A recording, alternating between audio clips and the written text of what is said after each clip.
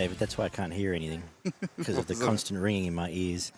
The usual scene of Barney reaching for the volume knob as this show kicks off. It's Footy and Frothies, Daggy Barney with you again to review round 17, touch on some news, and do what it is we do each and every week on Spotify, YouTube, iTunes, and everywhere else good podcasts are found. How are you, my friend? Yeah, fantastic, actually. That's been good. a much better week, which is good. That's good. Yeah, life's pretty good. Just been, delving into the family stuff. Spent a lot of time at home with the little one and the missus, and trying to keep everything together at the moment. So, yeah, it's pretty good, man. Yourself? Busy. So 3 days of work, and he's walking around like he's about to fall asleep. I know. It's the 1 month you have to actually go to work. So, a bit cooked, actually. But anyway, you'll carry me as you're more than capable of doing, Barn. Correct. So, be just business as usual, really. Words were falling out without much meaning. Let's get to some news. All the Origin teams are out. They look different. It's very different. They, for those that haven't heard, if you've been living under a rock, Bradman Best has been named to make his Origin debut at centre. Cody Walker's back for Luai as we forecast. We didn't necessarily forecast that first thing, but no. Jake's at prop. No Payne Haas through injury. RCG's back in the team. Martin and Colin Matangi start, also on Origin debut. Yo moves to the bench. Jacob Saifidi back from obscurity. And Gutho is 17th man. Just quickly for Queensland, because they actually know what they're doing. AJ Brimson comes in as we see forecast to fullback for the injured, suspended actually. Reece Walsh, let's say Postilion, whatever they call him these days. The fullback there, Reece Walsh. Ruben Cotter's named to start at prop. Tino is his mate. Harry Grant named to start, and Ben Hunt on the bench. We'll see how that plays out. Corey Horsburgh is the other change coming into the team for the injured Tom Flegler. Jermaine Hopgood in and around the squad, as well as is Drinkwater and Luai. Mm-hmm. What do you make of it all? I won't spend too much on this because we've actually got a collaboration next week with the Ruck Infringement podcast. We're going to preview this in depth as we do next Monday night. But your immediate thoughts on these teams? Yeah, strange one for me. Obviously, it's all or nothing for New South Wales, and they've actually picked a few creative players. So I probably think there's more chance of New South Wales scoring points in this one than there was in the previous games. But will it be enough? Probably not. Queensland have shown, no real issues in being able to break apart New South Wales defence when they really need it to happen. And it could be depends how much of a good time they're having up in Cairns at the moment, I would imagine, is how this game plays out more than anything else that happens on the field. So if it's a full-on bonding session up there in Cairns, they may be a little dusty by the time they get back down here. But, mate, I can't see much change in the scores might be a little bit closer just because New South Wales score a few more points. But, there's some interesting calls there for me. Again, we bang on in the second game about two hookers. I just don't see the use in it when you've got two blokes there that play 80 minutes week in, week out. Gutherson, Drinkwater, they're pretty much the same sort of player there. Whoever actually starts, I probably would have preferred Drinkwater myself. Just a little bit more acceleration and probably a fraction more creativity when it comes to ball playing than what you're going to get out of Gutherson. But the series is dead. What do you say? New South Wales well and truly blew this fucking before the series started, really, with some of the changes that probably should have been forced earlier that weren't made. So, to me, this just reeks of, as I've said, I'm on record of saying, at no point does Freddie have a plan here. And it just confirms that. If he had a plan, he'd stick with who he picked. Go, you just didn't execute it the right way. Or find absolutely. Like for like. Go, okay. But they've dropped all their size, so they've now gone smaller forwards. Gutho and Robson. And Robson worked his ass off in the first game, as did Damien Cook, getting posted out there. Mm-hmm. It just feels like token. It's like, we may as well just give a few blokes a go and maybe one of them turn into a superstar. Gutho, I don't really have a problem with Gutho getting picked, but again, he's only there for the Nico spot from game one. Because what's he going to do? They'll probably bring him into the game a little bit earlier. I think they may have learnt their lesson with the Nico one in the first game. But, I could see him spending a good 50 to 60 minutes on the bench doing very little to impact this game. Yeah, these are the changes, obviously, he's made because he wants to win this last game. I don't know if he's trying to keep his job or it's just a pride thing. He doesn't want to get whitewashed. Why weren't these changes made in game 2 when you needed to win the game with the series on the line? Because it's probably admitting you're wrong. You fucked a up game in the early. first place. Yeah. And they still haven't. But but even some of these, actually, Drinkwater and Gutho are two of the form players of the comp, so no issue there. Absolutely.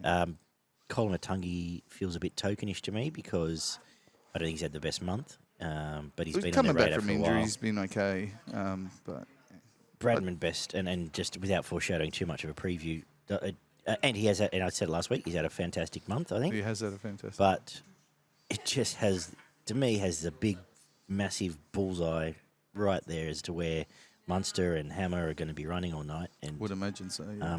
he's going to have to get through a mountain of defensive work, and with all due respect to him, because he's a fine attacking weapon, I'm not sure he's necessarily up to it, especially when you don't have a bodyguard in the form of, say, like Liam Martin's going to hit some people, but it's not like he has even a prime Angus Crichton or someone that can protect him and make 40 tackles along the way.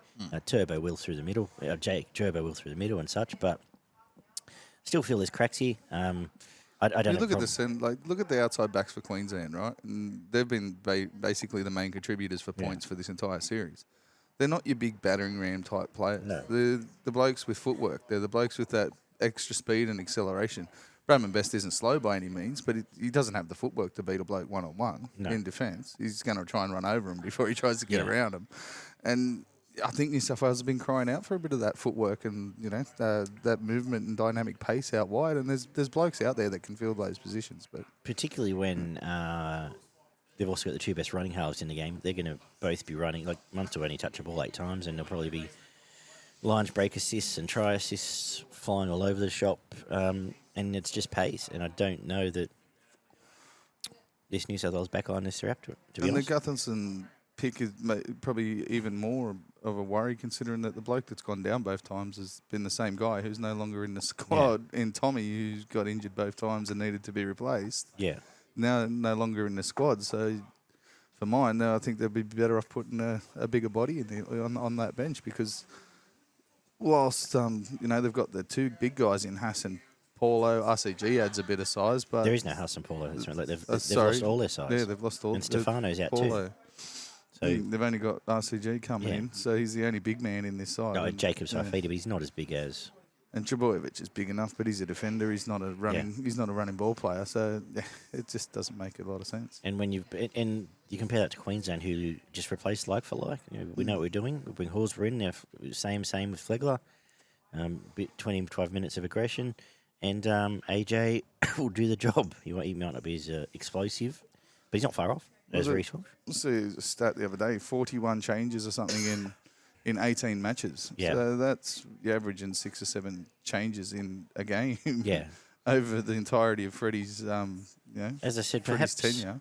Perhaps these, 7 or 8 a series. Isn't that more an illustration? So perhaps this team that started odds on favourite every time, maybe have never been as good as people thought they were. No, it's what 7 changes a series out of 6 series. Like, I know they've been beaten and probably handily beaten a couple of times as well, which does force changes. But there's no continuity in this backline. There hasn't been, apart from realistically Luai and Cleary, who haven't kicked the door down either. So no. Teddy's been there from the start. It's the form halves combination. Like the best 2 most informed halves they could probably get this year. Apart from possibly Nico, who probably hard done by. Well, given they've made that call they've already. They've called Moses in for the second game. So, and I guess I can't begrudge Teddy a last game, but I suspect it may well be that. I don't think, and there's lots of outcry about Dylan Edwards, but I don't think his last month has been what it was at the start of the year. It's in fact probably far from it, but. And he's much a similar type to Tedesco anyway. So if you're looking for creativity, it's probably you got a better chance of it coming out of Drinkwater or Gutherson than you do out of Dylan Edwards.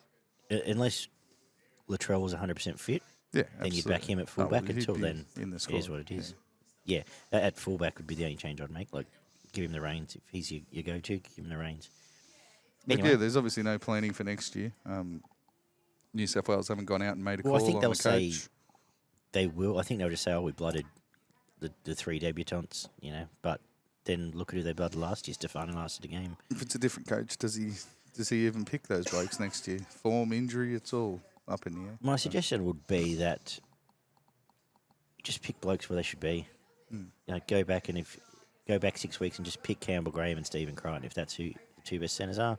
And I accept Latrell being the best centre if he was to play there. There's been issues with obviously blokes not being able to train, and a lot of those blokes have come out of South, so I don't know what's quite gone on there, which probably cost Campbell Graham his spot in the first one, and then Walker his spot in the second one. So I think both New South Wales and South are pointing fingers at each other. So I don't know where the answer lies there, but we'll go, I guess, through that in a little bit more depth next Monday night.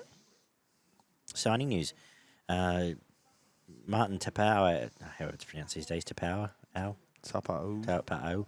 has extended for another year at Brisbane. He's been fine, getting through his work, and yeah, fair enough. Seb Chris is extended to 2027 for Canberra, and the main one, I guess, is that Toby Sexton's been parachuted into Belmore, effective immediately. Astute enough signing. I wouldn't have complained had the Tigers actually tried there, but absolutely, we'll see what Scott Fulton has up his sleeve, if anything.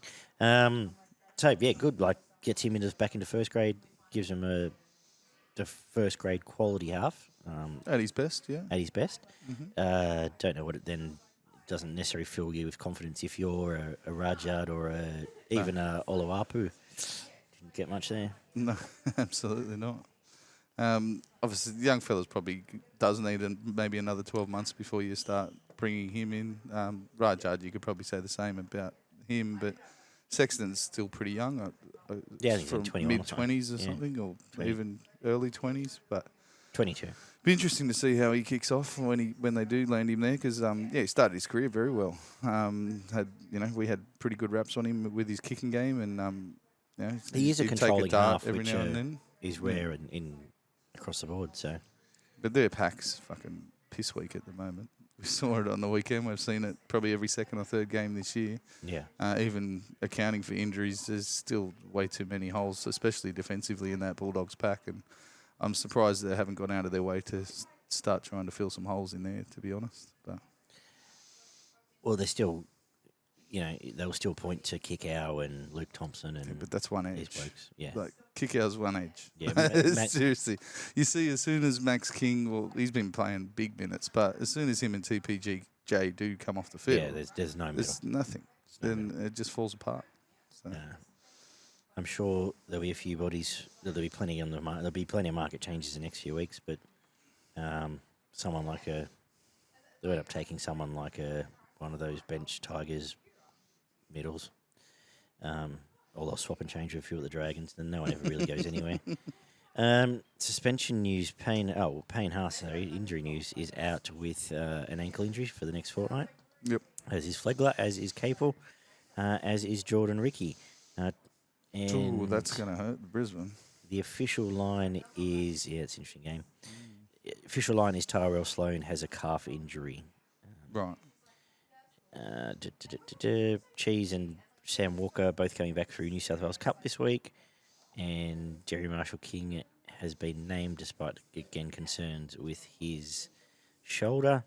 Yeah, hasn't he become the walking wounded over the last 6 weeks right. or something? Yeah, he's not having a great time. Mm. That's about it, really, in terms of serious injuries. Campbell Graham, I assume, must have been in the New South Wales team if he was fit, but he's still injured. Yep. I haven't seen any suspension stuff. Was there any that comes to mind? No, it wasn't a big weekend for any. No. There was a hip drop, pretty sure. Sorry, Tigers Alex Twile, game, Alex 2 weeks. Twile, yeah. He did. That was a pretty average-looking hip drop. Yeah. But, so that was par for the course.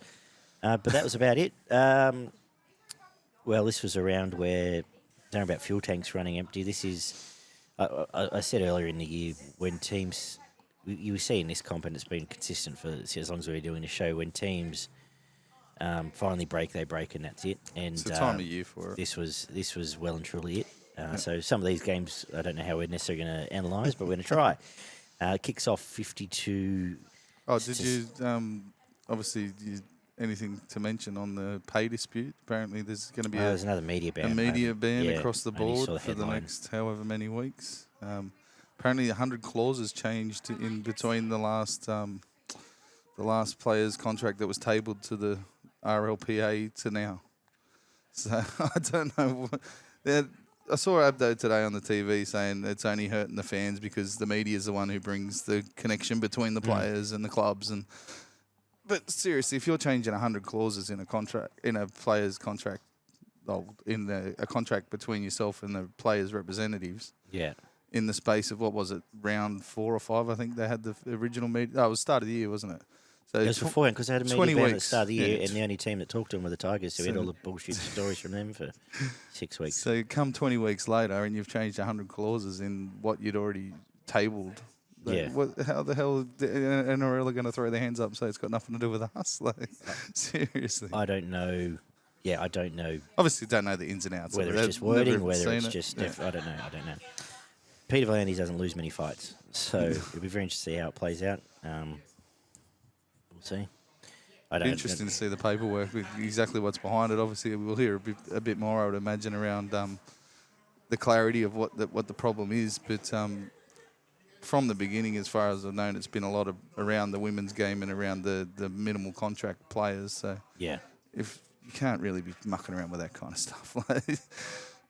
Exactly. So until it comes out, until someone leaks it. And what are we really going to miss out on anyway? Oh, yeah. Doing it for the boys. It was a tough half of footy. We just got to make our tackles, get through our sets, and we'll win. Exactly. Better off listening to us in the first place.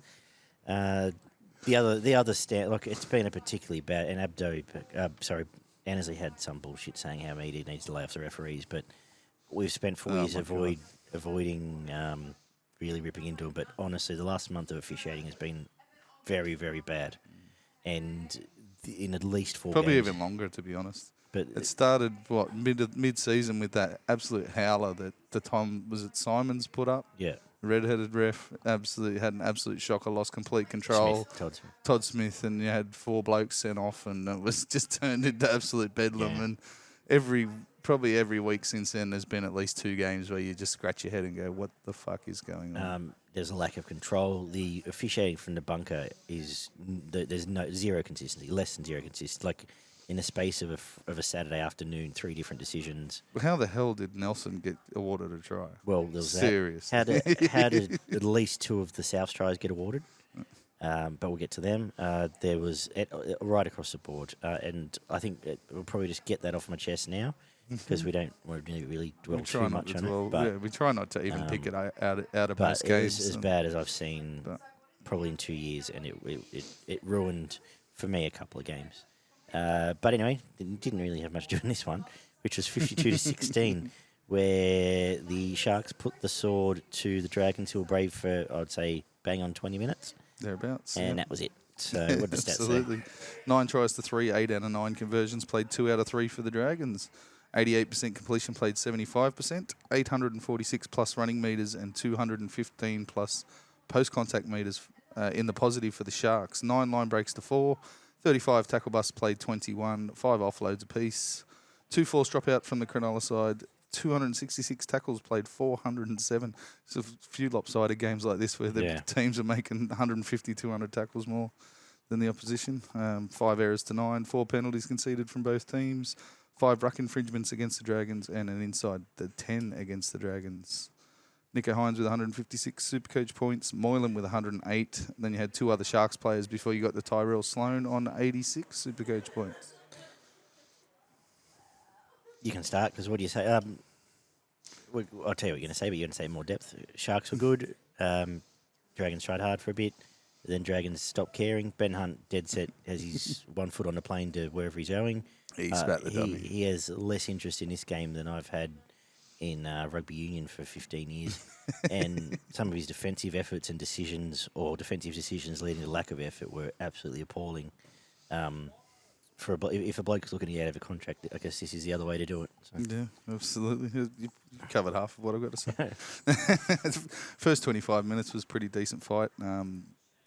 Sharks seemed to be going a little bit better than the Dragons, but they gave them multiple opportunities early. I thought it was going to be one of those games where they just fuck up every second and third set and turn it over, and the scores are close at the back end of the game, and they managed to win.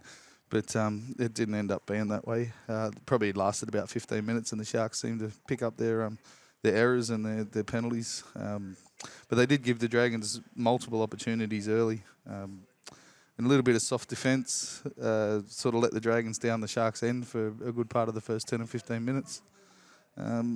Rava scored a nice little barge over for the first try.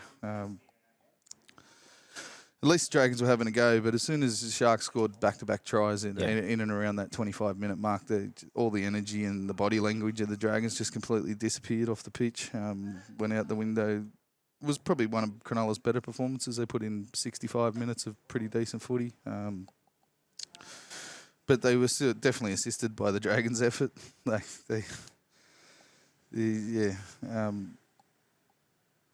They'd probably be upset with two of the Dragons' tries, to be honest. Like they were pretty soft. The one where Sloan just picks it up and runs 70 metres while four blokes stand there and watch him, and then one guy tries to tackle him.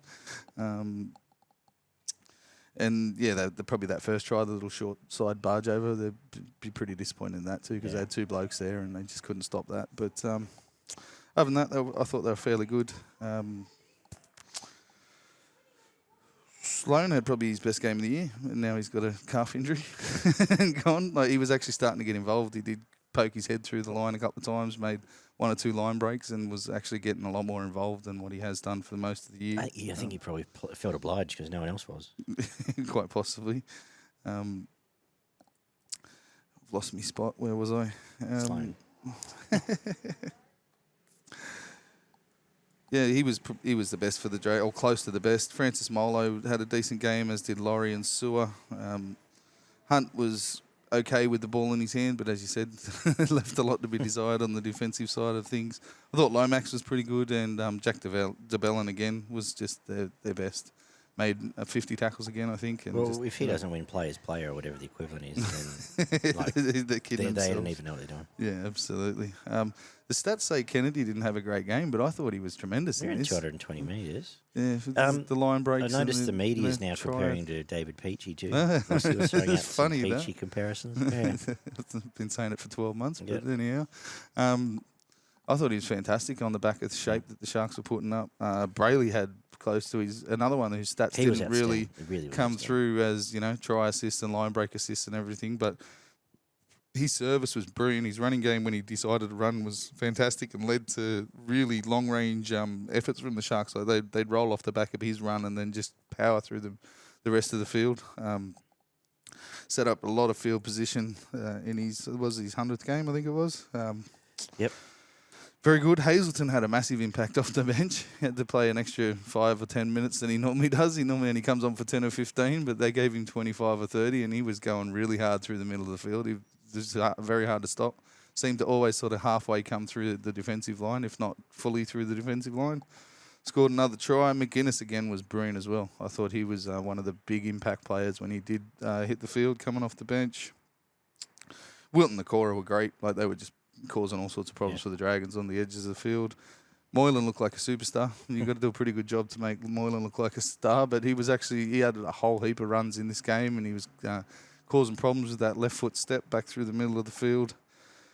And Talakai and Nico were the ones that sort of finished everything off, really. Nico just kept going to Talakai when they got close to the line, and he was scoring tries, and if it wasn't him, he was going to Nikora on the other side, and they just blew straight past a few of them. They went through untouched, especially that last one from Nikora. Yeah. He hit the ball at pace and no one was anywhere near him. He just ran straight through the line. But, Sharks dominated. It was pretty poor showing for the last at least 50 minutes from the Dragons in defence. I've said it before. Sometimes these teams need like a blowout, need a game like a team like the Sharks need a blowout, like happened to the Cowboys. Complete confidence. A month ago. They get like one of these under their belt, and all of a sudden they go, "Oh, that's right, we're pretty good. We can score we know tries. what we're doing." We can. Yeah. And I feel like this might have been it. Hopefully. And they've got a pretty good run the next couple of weeks. So, all good signs for them. Kind enough draw and all that, and that as well. I actually, you mentioned him. I thought Brayley was 3 points here. I was going to go that way in his 100th game, and the two back rowers were both absolutely fantastic, if flattered, because they were running at Ben Hunt and Co. But what do you make of it? Well, I'll give Yeah, I'm happy to give Brayley the 3. I had him down as 1, but that was only based on stats, really. But his energy and the way he lifted this team, yeah, But even early on, he was when there was a brilliant. fight going, he was the one dragging them towards a line. No, I'm happy with and that. looked dangerous, yeah. I have to give Nico some points. Of course 3 you're try obliged. assists, line break assists, Who all else the have rest you of it. I had Talakai or Moylan, Okay. but I'm happy to go with Nicola. I was going Wanted to to go with the Nikora. I back can live row. with Nikora and Nico. Yeah. But I don't disagree with Talakai either. So we can either rock off or we can No, agree. we're going Nicola 2, Okay. Nico 1. Where'd we head to next as my page refreshes? There it is. Warriors. That's South. right. It's Friday night kicked off with Torrential 20 rain. in torrential rain over there, 28-6. The Rabbitohs ruined my perfect round. Oh, did they? Mm. It's, 2 weeks in a row, I've got 7. you've missed by 1. Wow. Yeah, this was it. Well done. Over there.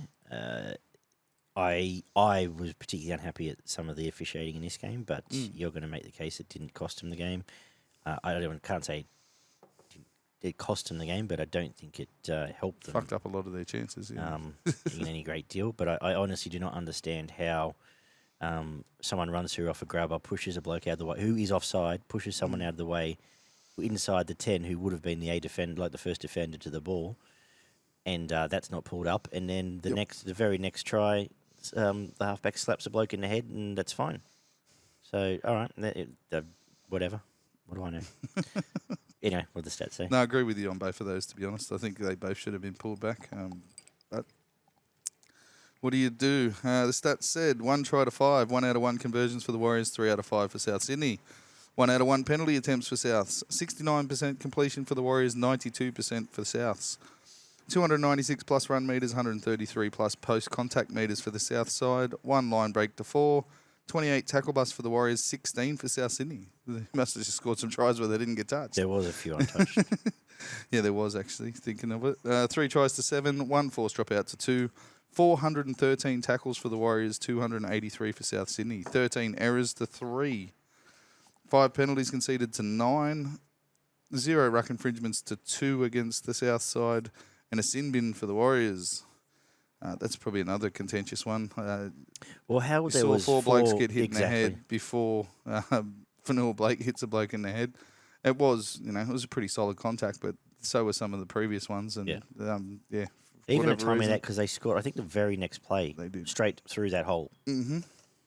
Yeah, Yeah, another one that, the Warriors fans could probably be pretty upset about. And Supercoach points, Murray with 86 points, Walker with 79, then 2 other South Sydney players before you got to Tohu Harris on 61.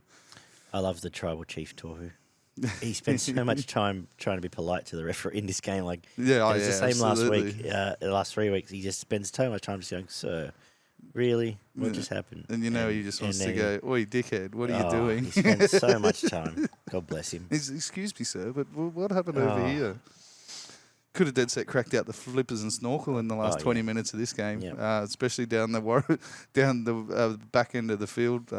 If you're watching the screen on the left-hand side of your field, that 20-metre was from pretty much the try line to 25 metres out was just underwater in that back left corner. And a lot of ball got spilled in that area of the field as well, which is not surprising. South Samoan came out probably extra aggressive in the middle in this game. They were really amped up to take it to this Warriors forward pack, and I thought they matched them pretty well, especially early in the game. It got a little bit sort of more sideways towards the latter part of the game, but South Sydney were really physical and direct in the middle of the field in attack and rushing off their line in defence to really try and get in the faces of this Warriors team, and it seemed to upset them a little bit, I thought, early in the match. Got them off their game a little bit, wrecked their flow.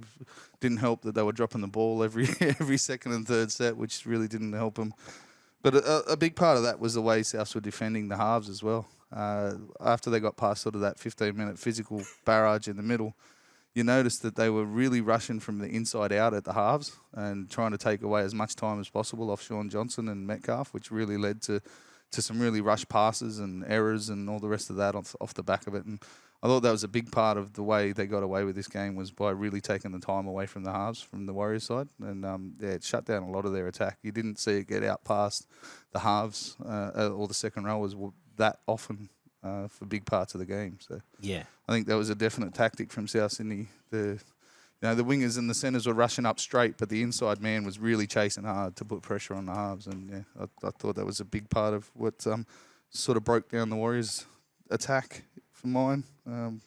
It doesn't help as well, and that's a great call. But I think the Warriors are. It's hard to really get into a physical battle in the mud.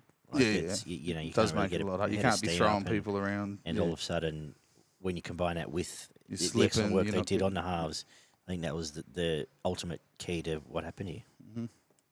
The sin bin really hurt the Warriors. Obviously, points come just before half time. The charge down, knock on. It was a tough call. I know it hit him in the chest first, and he tried to grab it, but that's another turning. If he catches that clean and runs the length of the field, the Warriors are back in front, and who knows where it goes from there. I ultimately didn't have a problem with that call. It was the unfortunate. right call. Yeah, it's just unfortunate. But yeah, it could have gone the other way. It could have just taken it cleanly, or just not hit.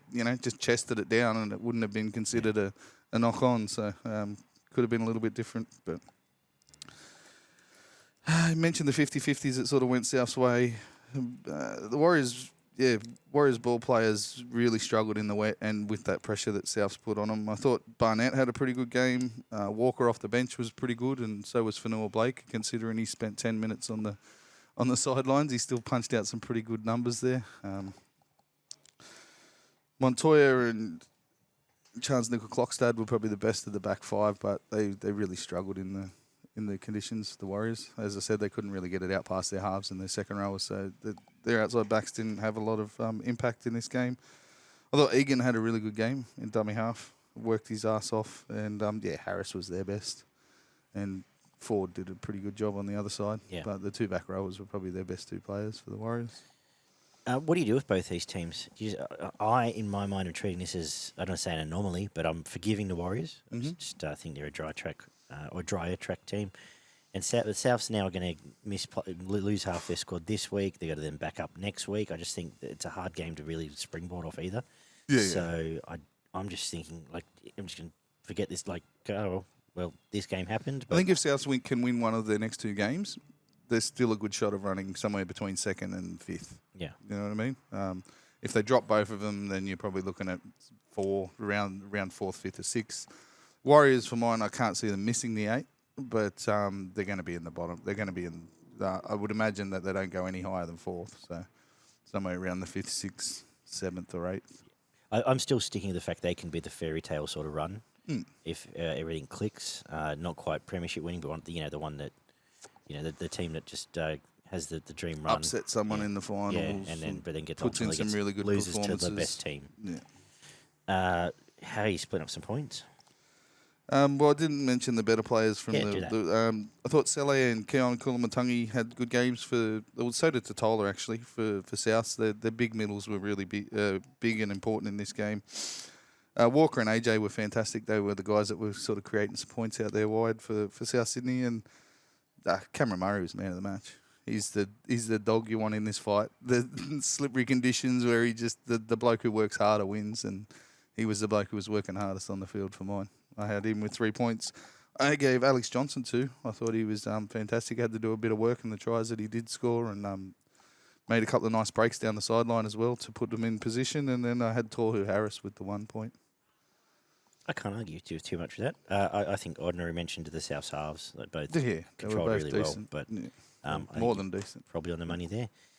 The next game started another one that lasted. This was a weird 20 game. minutes of 20. It was actually not just wasn't just 20 contest. minutes It was of 20 minutes of dominance. dominance. And I was talking to someone Saturday night that pointed out, actually Mrs. Johnson, who pointed out that the Panthers' MO this year is, I think we've just got to realise not to panic when they get pounded, because I think they're almost happy to absorb. Yeah. They're just happy to absorb it for 20 minutes. And we've seen it almost every game. Their opening pack just cops it. But it turns out being the fittest team, and they're just fitter for longer, and then they can just, once Lenu gets on and once they get the momentum back, they just don't lose it again. And I think this, and it wasn't I thought you could go back, I reckon, and watch almost every game that Penrith play this year, and it'll be a similar pattern. I wouldn't be surprised if comes finals time you see something like Lindsay Smith starting. Yeah. and moving Fish and Leota back, or one of those two back onto the bench. And after that 20-minute period, you see Lenu and, say, Leota, or Lenu and Fish come on and really try to amp up that physicality Yeah, in the Fish middle never of really the got field. going this year, has he? No, not particularly. But Had a slow start. and Lindsay Smith's been fantastic. I picked him out after a second, third game, and I brought him into my Supercoach team, which actually was a very handy move. He made a fair bit of money, and I probably moved him on a little bit early, to be honest. But he's doing really good things for this Penrith side. We had 2 tries for the Storm, 6 for Penrith, 2 out of 2 conversions, 5 out of 6 for the Storm, 5 out of 6 for Penrith, 2 out of 2 penalty attempts for the Storm, 68% completion, played 84%, 395 plus running metres, and 89 plus post-contact metres for Penrith, 2 line breaks to 4, 31 tackle busts, played 48 tackle busts for Penrith, 5 offloads to 6, 1 forced dropout for the Penrith side, 395 tackles played, 289, 12 errors to 7, 6 penalties conceded to 5, 5 ruck infringements against the Storm, 2 against Penrith, and 2 inside the 10 given away for Penrith. Supercoach points, Targo with 118, Luai with 85, and Nelson for Solomona with 82. We may as well start at the beginning. It seems like a very good place to start. They were dominated for the first 20 here, and Harry Grant was running amok. Yeah, they were on the back foot. He was just flying through. Absolutely. Nelson onto the edge. Munster a bit quiet, but Hughes was he's directing play very well out on the edges. Yeah. And it honestly looked like this was going to be an absolute slaughter. And mate, action, one of the biggest Penrith fans you're ever going to see after 20 minutes. This is how you beat the Penrith team. We're done. We're this, we're that. At the end of the game, like, hey, where are you, buddy? Nowhere to be seen. I don't know if he drunk himself to a stupor or what happened there, but yeah, he went off a little bit early in this one. They were getting bashed, though. They were absolutely getting... especially on the edges of the ruck, not so much in the middle, like they were getting held in the middle, but just on the edges, in around the halves and the centres, they were having a lot of problems trying to defend this Melbourne side who were playing they stopped playing they were dropping they're playing a lot of angles on the edge of the ruck with one guy sort of angling out and support runners angling back on the inside, and a lot of that stopped towards the back end again. I know there was parts where they didn't have a lot of the ball, but they just seemed to sort of pack up their creative play towards the back end and obviously just try to muscle through Penrith again in the middle. And that was never going to... I haven't seen the team really do that to Penrith for 3 years now. So maybe occasionally, but it's probably not the way you want to attack a Penrith side. We've given our blueprint, and you saw the teams that do it generally do get a good jump on them early, and they catch them out wide in the first half an hour and try to put on a fair few points and make them chase. But the start of the temple is right, is you have to make Penrith chase. I think the way to beat him is to make him chase. You're never going to score the last try. You're never going to win a game the style of the Roosters Manly game against Penrith. No. Because they will double down. They'll find a way to score. And just revert back to repeat sets and all the rest of it. But if you can get out and make him, you need to get to 18 or 24. And that's where I think... Penrith probably did well not to get out to that point, they did, to be honest, yeah. Because they were getting... They were getting cut open a few times in that first 20-minute mark, and they probably did save 2 tries in that first half an hour. So it was probably a tip of the hat to them, the fact that they weren't far enough behind to have to really panic and start to chase too hard. So who started the fight back? The beast from out on the edge there was the key to it. Isaac Tango was an absolute superstar in this game. Yeah, best game of his career. Fantastic. Just hurt people more in attack than defence. Spencer did pretty well when he came off the bench. Yeah. Added a lot of aggression, and the way he runs onto the ball it'd be scary seeing a bloke coming at you. He puts absolutely everything into it. The way he comes running through the middle there, probably came off the back of the Storm making a few errors, back-to-back errors, and really giving Penrith a whole heap of possession down their end, and you start doing that with Penrith, it starts to cause a lot of problems. And then Penrith sort of played a little bit differently here, where they spread the ball a lot. They spent 15, 20 minutes just going from one side of the field to the other side of the field and really stretching the Storm defence from one side to the other. And as you mentioned, Targo was just barreling over the top of people, stepping back inside. Pretty much everything he touched in this game absolutely turned to gold after that 15, 20-minute mark in this game. He was brilliant. Tua was an able partner in crime for a lot of it. He was as good as he ever is, but he's had some quiet games this year. But he was, I think it was 200 plus meters again, and some very damaging runs to start sets. And on that, the other part of the other game plan to beating Penrith is once you get that lead, I think you almost have to play last 10-minute footy for like a half. I think the other template is still got to keep stretching how the them. Tigers beat them. Get ahead and just kick it out, and take the back end those backs out of the game. Kick into the corner, right down, slow it down, make them have to start a set with their forward pack. Mm-hmm. I think that's the template. But we're talking he ultimately in the discussion is who's going to beat Penrith, and we can present a template, but I don't quite know. Yeah, no, who has absolutely that. not. So, Penrith cleaned up some errors as well. They were a bit loose early in the game and were giving away possession, and that really stopped. I think they had something along the lines of 5 penalties and 5 or 6 errors in the first 20 minutes, and they didn't have that in the next 60. So they really did clean that up. Yeah, the big thing for mine was the way that they stretched the outside backs of the Melbourne side. We know there's a few defensive issues out there. If you can get on the outside of some of these blokes, like your Remy Smith, Solomon, and put some pressure on the wingers. I think Warbrick got barreled a couple of times by Taco as well, which was interesting to see because he's not a small bloke. But they really stretched him out wide. I did mention Remy Smith, but I thought he was probably one of their better outside backs. But they really did target that left-hand edge for Penrith, and Targo had a field day. For mine, he was man of the match, but we'll get to that. The halves were pretty good early for Storm, but they really fell off a cliff for the last 45, 50 minutes of this game. Kamika had a pretty good game, as did King. I thought they were very good, actually, and Grant and Nelson Aso for Solomona, they were the best players for the Storm by a mile. They were absolutely running this game, as you said, early in the first 20-odd minutes. Fish and Yo were good. Lindsay Smith was awesome. As I mentioned, in 40 minutes, I think he had a try, assist, a try. He was doing all that clean-up work in the middle of the field. And brilliant try assist too, like just a reflex. Offload. Catch and offload, No, it was fantastic. Ably assisted by Hosking again. I thought he was very good with his impact. He only played 20-odd minutes, but he was, again, doing all that clean-up work in the middle of the field. And that's the one thing that they do have. When the chips are down, they've got 3 or 4 blokes that will just work their ass off in the middle of the field. So even if you are making half breaks and sort of causing problems in and around the rucks, there's 2 and 3 blokes chasing you down and grabbing hold of you before you get too far out of the way. So and when that culture exists, which some clubs don't have, it's easier to enforce on the youngsters. Like when you expect it, and Melbourne, over 15 years have done the same thing. Absolutely. It's expected to do that. If you're filling those boots, it's what you're expected to do. Yeah, good point. The halves were good. Again, Cogger just seems to be getting better every game he plays at the moment.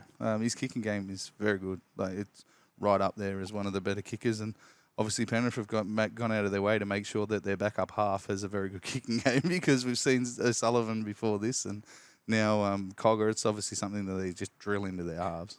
Well, his one job is to be Nathan Cleary when Nathan Cleary's not there. So imagine he spends every minute day at shadowing, training, just following him around doing the same things that Nathan does. Yeah, would imagine so. Once they settle down, I'm looking forward to next year because we can get a direct comparison with Luai and Brooks. How excited am I for that? Because yes, he didn't have a bad game by any means, Luai, but God, he does so much nothing. Like, he'll get the ball and you know what he's going to do. Right foot, hospital ball. Right foot, run back into line. There's just nothing else. I thought he was pretty good in this game. Well, he did, to be honest. That's my point. He does it well, but but there's just so much in between. A good, brilliant try assist, can't knock that. He created a lot of space, and he was. It was all about once they realised that Targo was cleaning up that left hand side. It was getting the ball to him, and trying to draw a defender or two before he got the ball. And really, he spent his whole life having a kick out there, doing the same thing. So maybe it's he's just been waiting for another man. Yeah. Toto and Crichton were great, and Targo was brilliant. He was man of the match easily. I agree. Yep, I can't argue that. I had Nelson with 2, and I actually had Luai with 1. I was going to say Lindsay Smith, but whatever. You can give it to Lindsay Smith. Give it to, I don't care. Give it to Luai. All right, give it to Luai. What is it? Just Penrith? We just take Penrith as that far above everyone else, and that's it.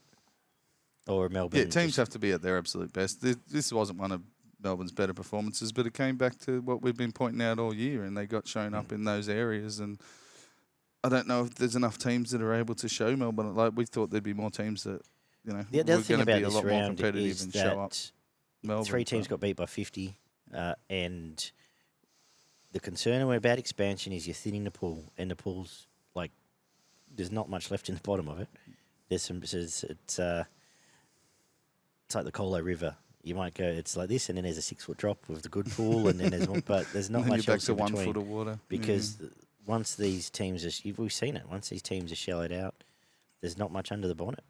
Like if even if you went and looked at the bottom 3, not so much Dragons, if you went and looked at the Bulldogs and Tigers, and if they had their full strength team all the way through, I think they both at least win a couple more games. And that changes attitude. Winning, changes everything, and blah blah blah. Well, blah, Penrith blah. should have lost probably 2 of the last 4 games. Yeah, Let's be honest, and Yeah. they've found a way to get through them. Kudos to them. I wouldn't be surprised to see them drop 2 or 3 games between now and the end of the season. That being said, there's still 9 games to go, so that means they win. Well, I think they'll be minimum loving life 6 or because they're 7. going to have a fresh Nathan Cleary for the last 3 months. Yeah. So they would have rested him for at least 3 of these games anyway. Yeah, more than likely. And So- they've managed to still continue on their winning ways.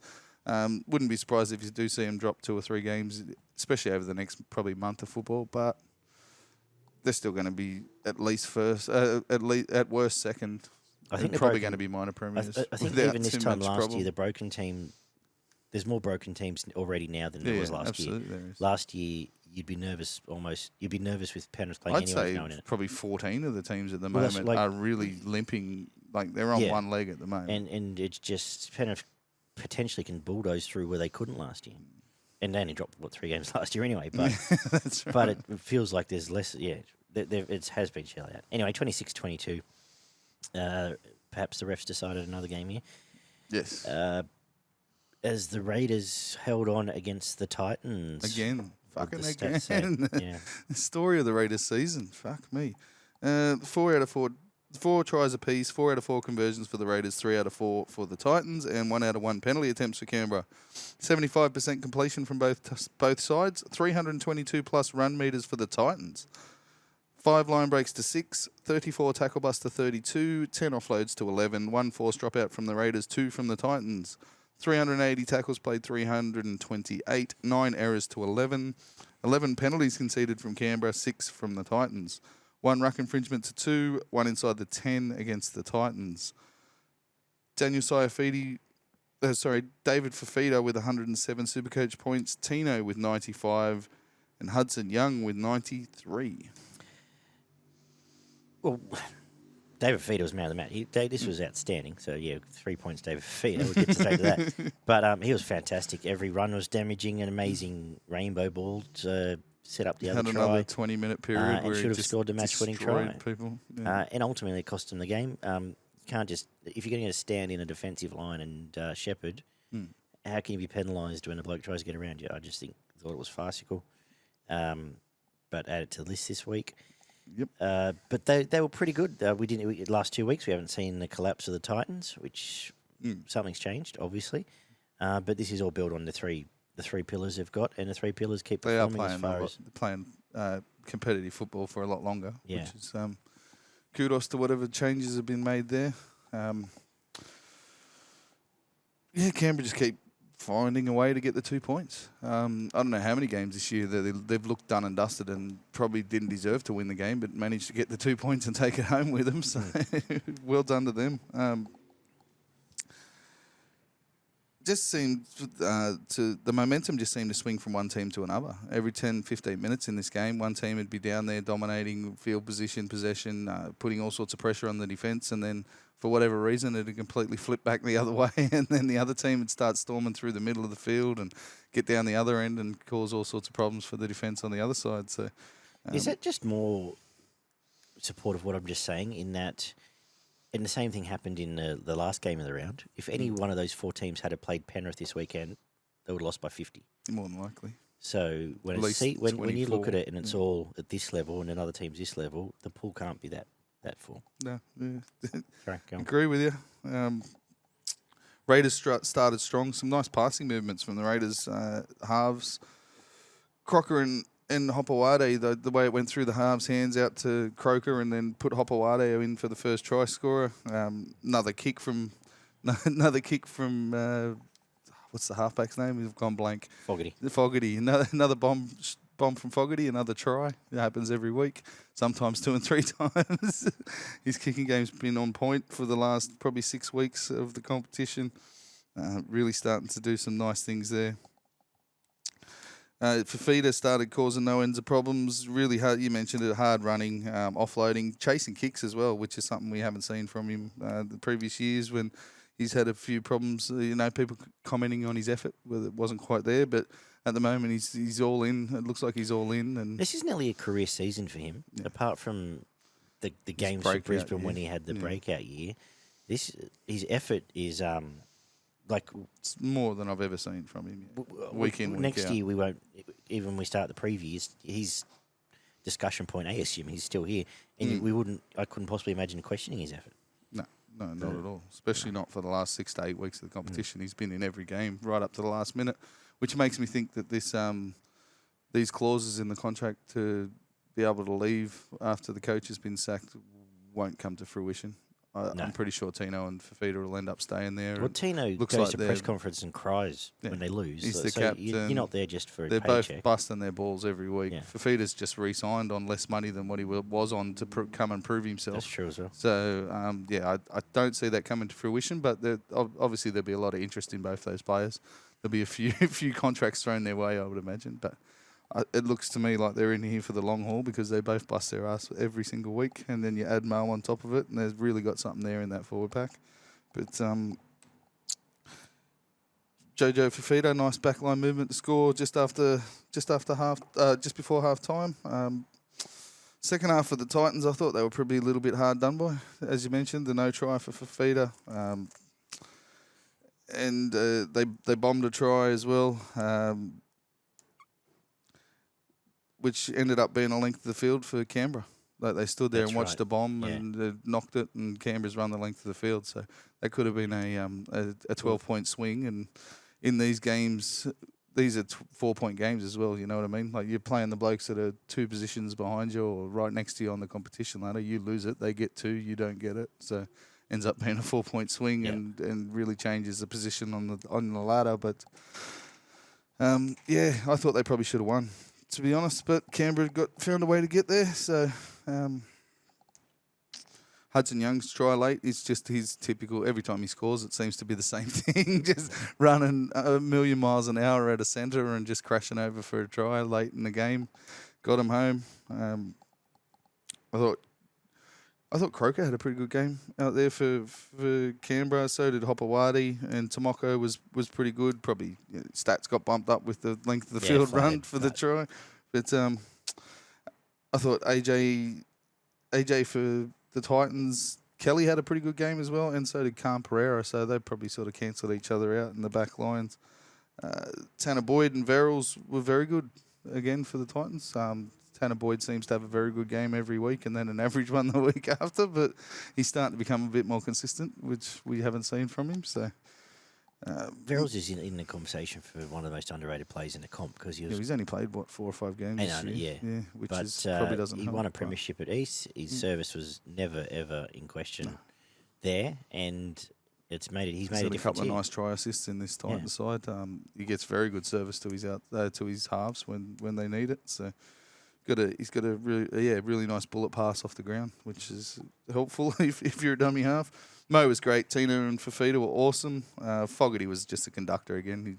He's absolutely got this team in his pocket at the moment. They do what he tells them to. Whiten's really backed off and just basically only getting involved when he sees an opportunity, rather than trying to, he was getting in the way at the start of the year, which was a big part of their problems, I thought, early in the year. Fogarty's basically telling him just wait until I tell you to get involved, which is Isn't it amazing? A benefit to the side, obviously. What a halfback does. Yeah, and I'm going to do all the kicking. Don't you dare kick the fucking thing. Gula and Horsburgh were awesome. Again, they have been last couple of weeks. And Tarpanay and Young were brilliant at the back end of the game. Yeah, not much more to add. They're on par, these teams, but Canberra win these games and Titans lose absolutely. them. So pretty sad. At least they didn't lose it by 20 like they were a couple of weeks ago. Yeah. Fafita, man of the match, easily 3 points. I had Tarpanay with 2. I thought he was brilliant. Got through a mountain of work that nobody else did on the field. And then I had either Tino or Hudson Young. Probably Hudson Young because he scored the match winner. But Tino probably should have scored the match winner. And did score a very similar try, just a bit closer to the post. So tough one. Give it to Hudson Young. And Foggy, you've got to put Foggy in the conversation because they don't get anywhere near these games. No, they don't. Without him on the field. So we'll give it to Hudson Young. Here we do go, Barney. Ready 74 to talk about this? nil, so 100 no, I'm not. Actually, generally I do my notes. If I don't do them after the game, I'll go back and watch the mini or whatever just to refresh. I tried. I lasted 3 tries and I was like, no, can't do this. I did forecast a 140-point turnaround and we got it. So, hey, there's something. The 5-minute highlight package probably would have been too hard to pretty long. watch. Actually, you know what's funny? They YouTube, NRL on YouTube, the YouTube channel put up each team's tries for the month. And they're all like 6 minutes, 8 minutes, 7 minutes, 10 minutes. Tigers is like a minute 60 or something. 2 minutes 10 or something like that. I was like, that's about right. Sounds it's like correct. Jerome Ball. It's like Baller's palm, and Yeah. I'll probably name him if I thought about him. But anyway, they're shit. 13 tries to the Cowboys, 11 out of 13 conversions, 86% completion, played 52% for the Tigers, 1,282 plus run meters for the Cowboys, and 365 plus post-contact meters for the Cowboys. 13 line breaks to 1, 54 tackle busts to 28, 17 offloads to 7. A forced dropout from both teams, 196 tackles made by the Cowboys, 376 made by the Tigers. 8 errors to 16, 3 penalties conceded from either side, 3 ruck infringements to 1 inside the 10 against the Tigers, and a sin bin for the Tigers. Dearden with 179 Supercoach points, Drinkwater with 173, Tuolangi with 140, Val Holmes and Sammy Velame with 117, Nanai with 106, and then I don't know how many blokes before you got down to Sean Bloor on 54 Supercoach points. But how do you review a game like this? Like the defensive masterclass that was put on here by the Tigers was absolutely brilliant. Oh, mate, they made some of these blokes look like the best attacking footballers to ever lace up a boot. It was fucking stupendous. Cowboys fans would have been wetting themselves at half time, and it only got better for them after then. It was just... Oh, wow. And they weren't the worst defensive team, in my opinion, for the weekend. So we got another one to look forward to there. But because the Cowboys did have to put on, some of these tries were fucking brilliant. Some of the passes inside, outside, going down sidelines, offloads when they get to the fullback, short kicks. And, yeah, there was some absolutely sparkling football that was played. It was ably assisted and abetted by some of the Tigers' defence, especially when a ball got out towards Val Holmes and Murray Tuolangi, who were just taking the piss at different times in this match.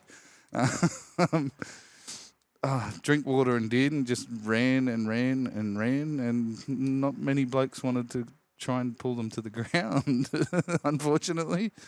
I don't know how many times I saw either Drinkwater and, like, obviously, I watch every minute of pretty much every game. Might get distracted here and there. But the amount of times I looked up at the TV and Dearden or Drinkwater had the ball and was just running down the field with Tigers chasing them was just fucking outstanding. I haven't seen it.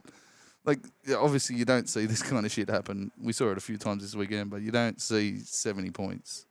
I can't remember. Have we seen? Not in the NRL era. Record margin for NRL, high score since 1935. Yeah. That's all I have to say. I mentioned there were some really awesome tries, but yeah, I thought Laurie started okay at 5'8", had a couple of nice little runs there. He actually lasted as about fast 10 or as 15 minutes. Because he looked like a slug at times. He actually poked his head into a couple of holes. Whatever that means. You know, looked okay running the ball. Couple of touches early. This was about it. Simpkins, Bloor and Papali'i worked really hard. Like what could they do? Like they made plenty of tackles. They chased. They were the guys that were chasing when everyone else had given up. They were the someone guys. the having a go. Bulldogs could, if someone I mentioned earlier, He's been told he's he got can go, size isn't and he? he's been told he can go. But since he's come into first grade, he's been actually in the conversation for our best forward in the last month. Yeah, well, since he come back from he got an injury, didn't he? Yeah, and then spent ages in. And then got dropped. reserve And grade. since he's been back, he's been quite good. Yeah, Simpkins, Bloor and Papali were the only three I really were going to mention from the Tigers. You could mention pretty much the entire team for the Cowboys if you wanted to, because they were made to look like superstars. But Griffin Neame was amazing in his 50 minutes. He was really physical. He was probably one of the best forwards on the field, and was really good in the middle. Nanai as well was brilliant on that edge. He's really come. It's only been 3 weeks or whatever since he's come back, but he's come back flying. Both wingers were brilliant. Throw in Val, Did, and Drinkwater. As I mentioned before, Din and Drinkwater wasn't big on run meters, but Luciano's made such a difference. Yeah, this team. absolutely. Yes, he's locked up that edge. You don't see a lot of people getting in and around him. He's actually his defence has really improved in the last 18 months, and his running game's pretty good as well. So, and the size, like they were missing a bit of size there for a while, and now they're starting to get it back. Din and Drinkwater looked like they had the plague. The Tigers wouldn't go anywhere near them. They just didn't want to touch him. It was just fucking stupendous, as I mentioned earlier. And Drinkwater with 3 points. I thought everything he touched was brilliant, and he did it early as well. He wasn't coming in on the back of blokes that just didn't give a fuck. He was the one who started the rot, and jumped in on the back of it. And I gave the 1 point to Nanai. I thought he was really strong on that edge. Could have given it to Holmes, could have given it to Vellamay, could have given it to Tuolangi, but yeah. You do you, boo. That's the way Let's I move went. on. I will say the Cowboys' form has coincided with Drinkwater getting hot. Mm-hmm. Absolutely, it has. And maybe to a lesser extent, the rest of everyone getting getting their feet back into where Holmes they should be. into Origin. Yeah. So, but he deserves to get a crack in at least the 18 there, Drinkwater. So good on him. We kicked off, we didn't. We finished up Saturday night with a pretty good game, actually. 24-16, the Brisbane and the Broncos and the Dolphins almost went to war. This was a good game at the Gabba. Physical for a lot of it, very exciting, and an exciting finish, led by Selwyn F. and Cobbo. But what did the stats say? 5 tries to 3, 2 out of 5 conversions, 2 out of 3 for the Dolphins. 81% completion for the Broncos, 70% for the Dolphins. 255 plus running metres and 102 plus post-contact metres for the Broncos. 4 line breaks to 6, 50 tackle busts for Brisbane, 37 for Redcliffe, or not Redcliffe, the 8 offloads to 13. 3 forced dropouts by the Dolphins, 286 tackles played, 353, 11 errors to 12, 3 penalties conceded to 8. 1 ruck infringement against Brisbane, 1 inside the 10 against the Dolphins. Cobbo with 116 Supercoach points. Farnworth with 109. Nikarima with 97. As you said, I thought it was a fantastic match, actually. It's probably close to game of the round. Fast, physical, a little messy at times, but that came through a lot of physicality, I thought, which the ground out there looked amazing. Fast. Yeah. The ground didn't really tear up. Obviously, they haven't played there for 50-odd years or more, 180, 90 years. But they still play AFL, yeah, they still play AFL there. But it's since it played there, it's 70 years. Rugby league, yeah. Dolphins probably would be a bit upset. They didn't cash in early. They had quite a few opportunities, and they had some pretty poor discipline at times. Gave away field position and possession with some stupid shit, which is coming more and more into the Dolphins game recently, which wouldn't be pleasing, old Benny. Absolutely not. Some really attractive attack put together from both teams, but it really came back just a really hard, strong running from the centres. Like, because Tony Staggs was going well, Farnworth was brilliant. On the other side, Hammer was fantastic. Asako chimed in nicely a couple of times, and there was some really nice, attractive football played. They were happy to spread it and try to hit the edges. We were rough on him early, but I think Valance is going to make it. I think he'll be right. He was good. He got into the physicality. He did. Did some defensive cleanup. Not a lot of scrap, but he was in for the fight in not so much chasing down loose balls and shit, but he'd never cracked. And he saved it. He saved a try. Saved a try, and he's always an option for that crash ball. Yeah, well, he's probably their best option for the crash ball. And the 20, 30 metres out, he's probably going to be a threat most times you get down there. So. he's fought off a couple other blokes for that spot, so it looks like it's his spot now for the rest of the season. Just interesting what they do, because they have gone out. I know Brenko's going, but they have gone out and got Herbie Cumming, where all of them fit under the big umbrella. I don't know. Yeah. Tafari given Hammer played in the centres too, yeah. Tafari probably ends up back on the bench as an option to play centre or back row. He'll end up back. At the end of the day, he's going to end up in the back row. But he could play both, so he probably becomes a pretty good 15 or 16 when Herbie does come across there. He was brilliant in this game. I thought he was going to be man of the match, to be honest. And he probably was very close to it, apart from Selwyn pulling some tricks out of his back pocket in the last minute of the game.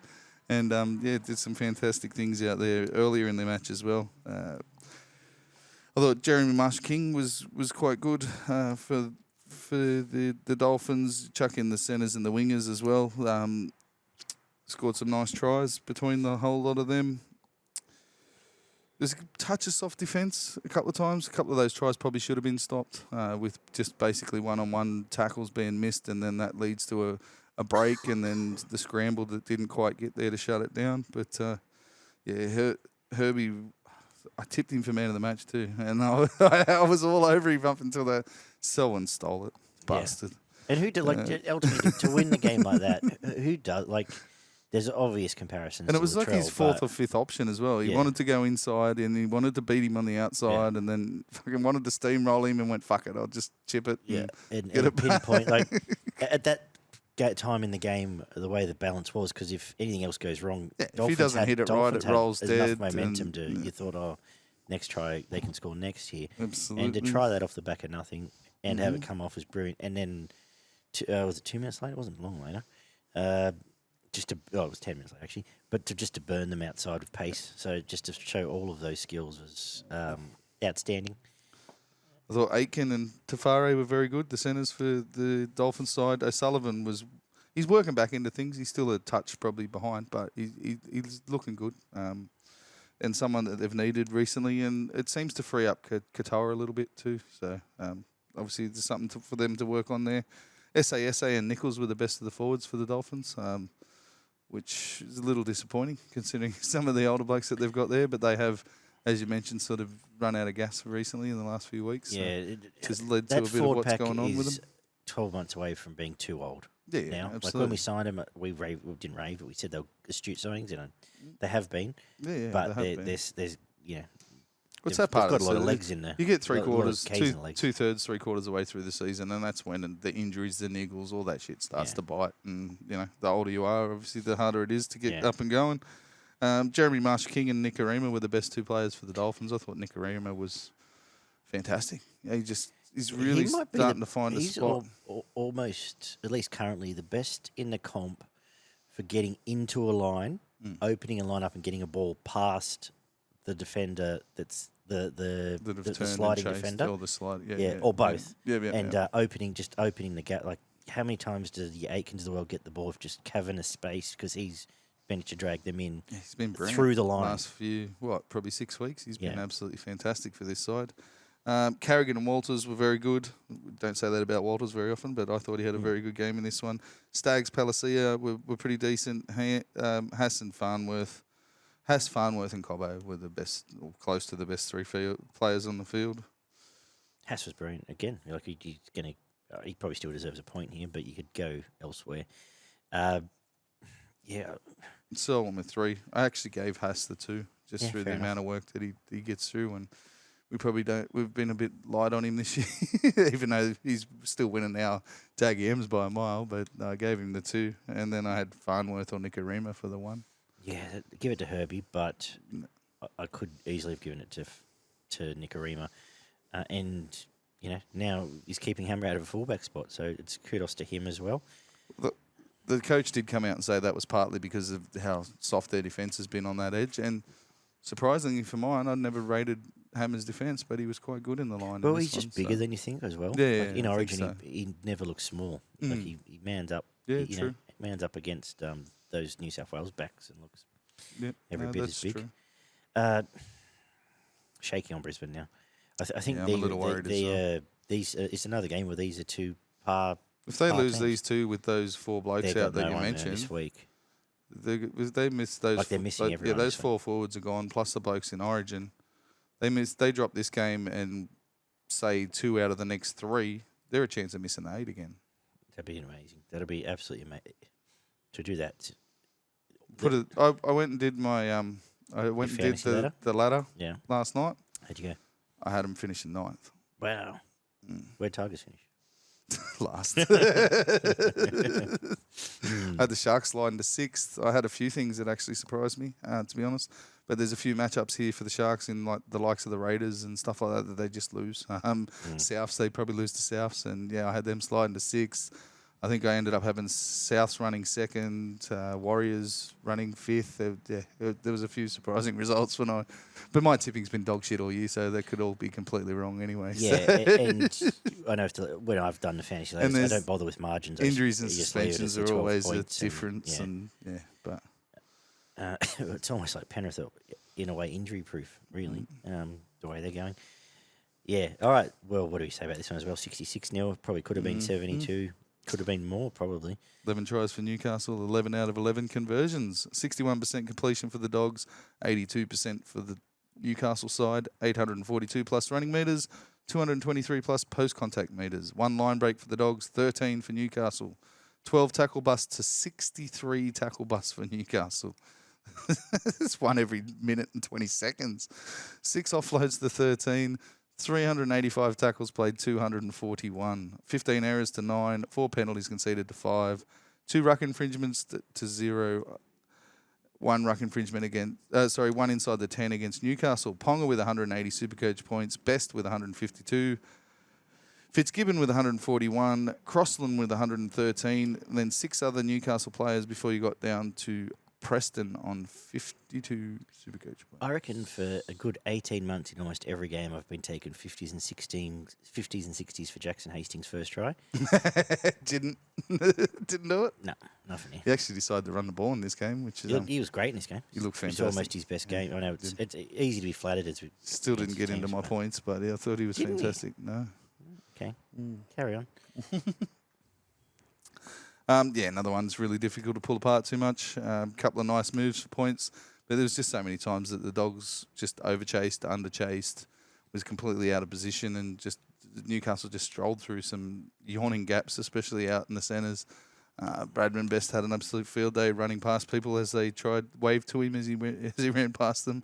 As I mentioned before, it's a bit of this two-thirds, 3/4 of the way through the season where all the niggles and the injuries and all that kind of shit start to hit, and then you get blokes who are like, is it really worth copping the knocks, especially when you're behind by 20? Is it really worth putting your body on the line and getting an extra niggle for the rest of the season, or just fucking let him go?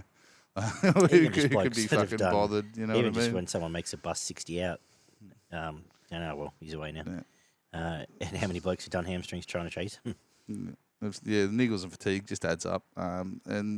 It takes a big knock to the effort. The Knights' defence was pretty decent, but the Dogs didn't throw much at them either. Didn't have a lot of ball.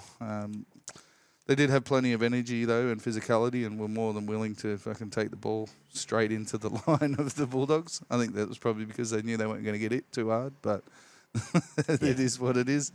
When it's slow motion, it comes so much easier when you're absolutely killing your opposition. There's only 3 Dogs worth a mention: Max King, Reid Mahoney, and Jacob Preston. They all put their effort in.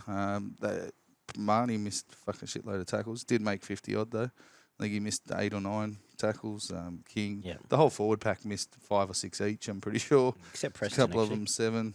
Except for Preston. Preston 1 from 43. He was their best player by a mile. At least they found him this year, but realistically, it's the old story. Those 3 that I mentioned are probably the only blokes this year that you would honestly you'd throw Burton in there, because what do you do on the back of a pack that's getting belted?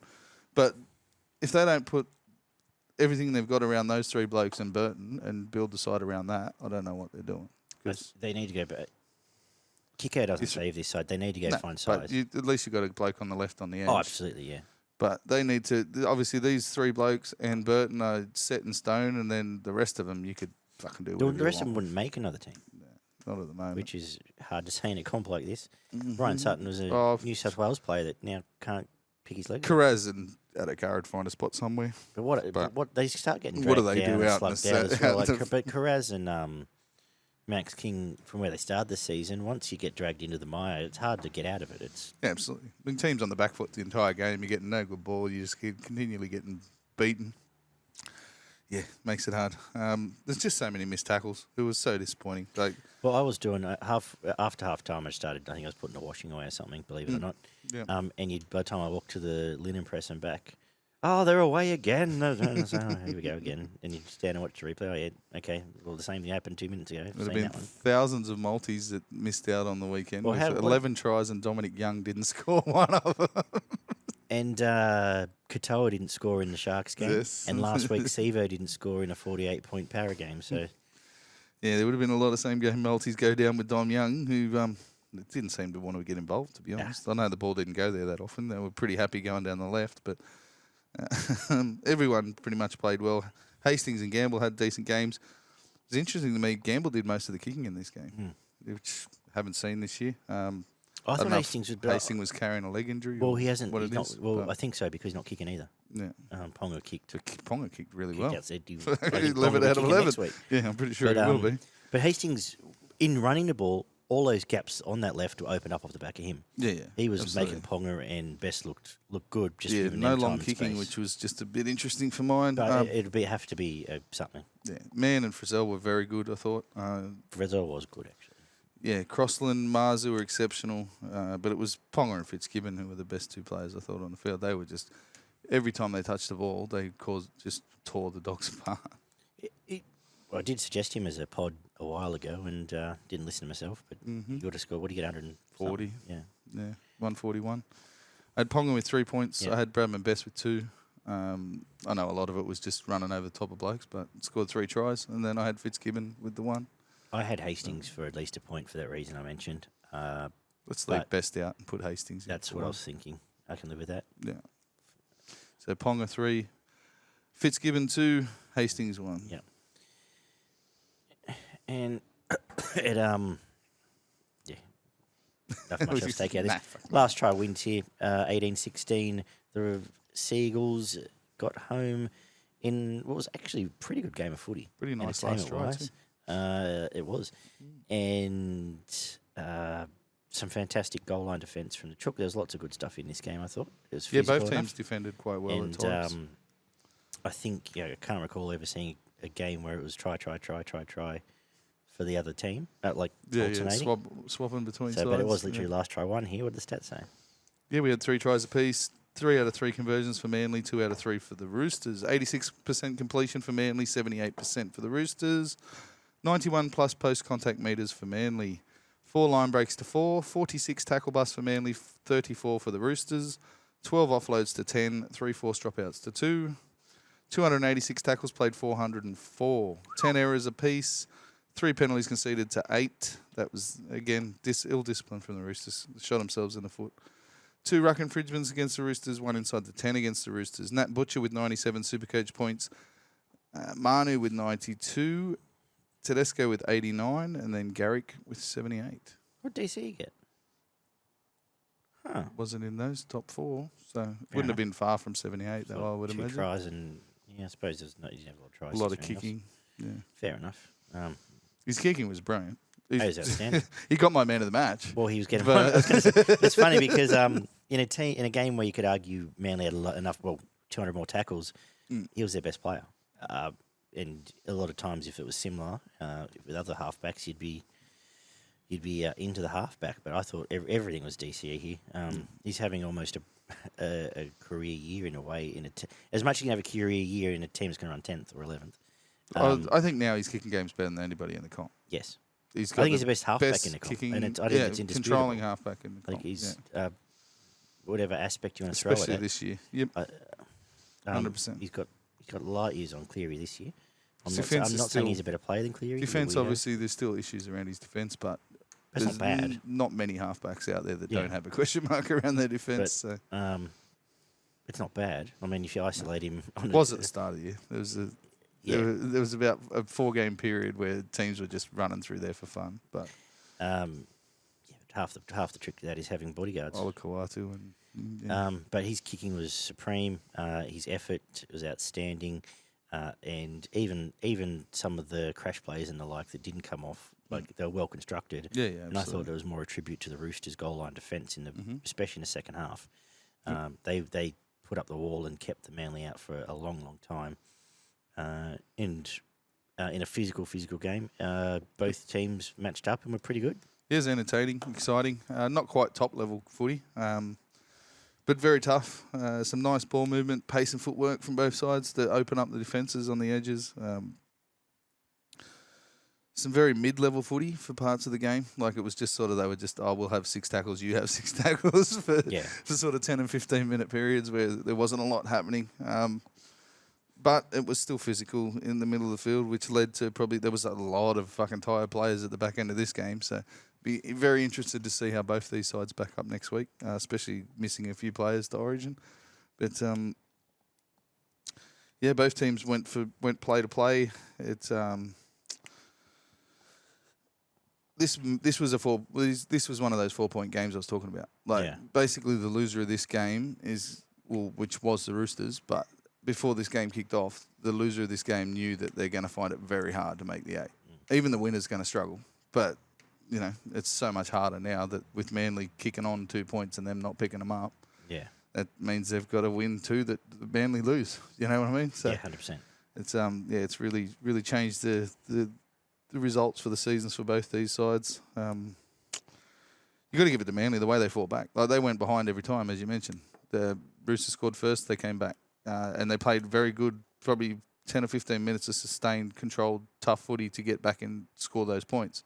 And then they'd let the Roosters get back in front, and then they had to do it again. They just don't have the class across the field Penrith have that can hold them for that extra. It's like maybe an extra set, and they probably crack, but something goes wrong. Yep. And had to come back from behind 3 times for the victory. Thought that was fantastic. I thought Polga was pretty good in attack for the Roosters. Had a pretty good game, considering he hasn't played a lot. Still got question marks around his defence, but another position. Wingers generally do have question marks around the defence. Brown, Radley and Jared Warrior-Hargraves were good in the middle of the field.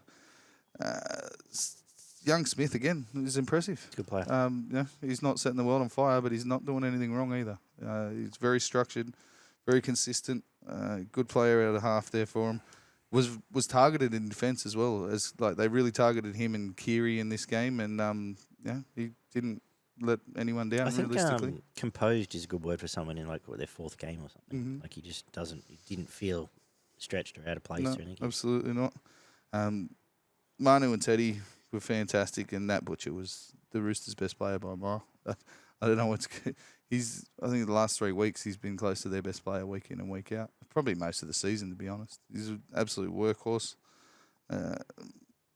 Whatever their plan is with Manu, and I don't know, like if you're going to leave him in the centres and not just get him ball. Like he touches the ball 3 times. Last 2 weeks he's touched the ball about 5 times, apart from the yards and he goes scored. through. Yeah. And he's scored I think 3 times and set up 2 tries. And should have probably set up another one here. Considering their biggest problem is points in the attacking just getting ball. zone. Yeah. Manly's back 5 were average, I thought, in this game, apart from Garrick, who was pretty good. I agree with that.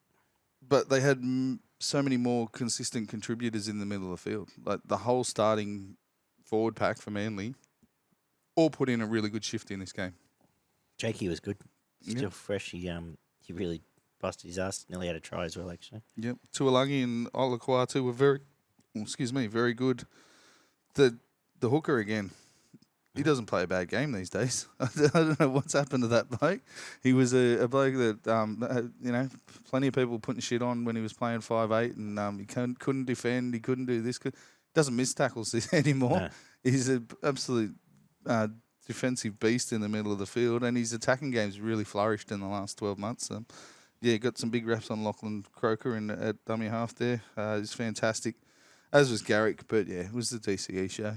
He just controlled the absolute fuck out of this game. Kicked for 700 metres again, I think it was, whenever they needed. Whenever they've been in trouble this year, he just kicks them out of trouble. It just makes it so much easier on these forwards to not have to continually bash their way up the field. He just kicks early, kicks long, and She's generally the first bloke down there to try and make the tackle as well. So Throw in the intercept, like just timed that perfectly. Yeah, he just is always on the spot there. Credit where it's due, fantastic ball to win the game from Schuster. Held it up and hit Burbo there. And just a bloke we don't really talk about. I thought LIA was good. he was Gets strong. in there. He's got his usual bit of footwork and everything else, but he was good here. I think you've covered everything else off. And as you say, I think the games that weren't blowouts were just games where they were par games, and Majority 4-point turnarounds on them is a good shout. I threw 3 points to DCE. Guessing you're going to go Butcher 2. Yeah, I had Butcher with 2. And then I had Lachlan or Teddy for the 1. I'll give it to Croker because, I think he's been underrated for the back end of, for the last 2 months, really, if not the season. What have we got left? We've got to find a pot plant. Wow, what a round for him, hey? What have you got? 35 of them. Just start listing them off. I'm going to go with someone who actually didn't play any of those games, and I'm going to go with Ben Hunt because he had zero interest in being there. Put his roots firmly in the ground and is not moving. Wants no part of doing anything. I had Naden. He can have some really good games, but in this, he had 7 runs for 37 metres. Yeah. Made 12 tackles, missed 7 of them, had a pretty crucial error, and got turned inside out on so many different occasions in defence. It wasn't funny. So he was my pot plant. Have you got a slap? Yeah, the middle defence for the Bulldogs. Just the way that they got opened up through the middle of the field and the edges. There was blokes standing there as people were running past them, like not even making an effort. They just watching. Like, there's so many blokes just watching people run through the defensive line. And are making more money than we do. Yes. I'm going to say much more. I just said trying to do it, but I'm going to give it to the officials. I just think they've been so bad and had enough this week. Honorary mention, this is the first time I can recall that I've actually turned the channel off Foxtel to Channel 9 on Friday night. I thought Ganane and Ennis were insufferable in that game. Ennis is really becoming they were just that way. Very, very bad. So they can have a slap this week. And who are you going to salute, Barn? Scotty Drinkwater. As you mentioned, deserves his spot in the Origin. I would have liked to see him at 17, to be honest. But we'll see if he gets a run. Hopefully he does. But his last, month of football has been tremendous for the Cowboys, and he absolutely tore the Tigers apart on his own bat for about half an hour and then got involved and went with him. So. Selwyn F. Cobbo. Who does that to win the game? Takes balls, it takes class, and he was great. And his other 2 tries were pretty good too. They were. Absolutely. And just his general effort there. So I hope he has announced himself as a star of the game officially. That's Footy and Frothies. That's a nearly record review show. It is. Through a full round there. Thank you, Barn. Thank you, mate. We'll be back to do the preview in a minute. If I subscribe wherever you're listening and watching. And tune into our Origin preview and round 18 review next week with the Ruck Infringement Boys. Looking forward to that. Should be a lot of fun. Check out rugbyleaguemerch.com and we'll be talking very soon. Bye-bye.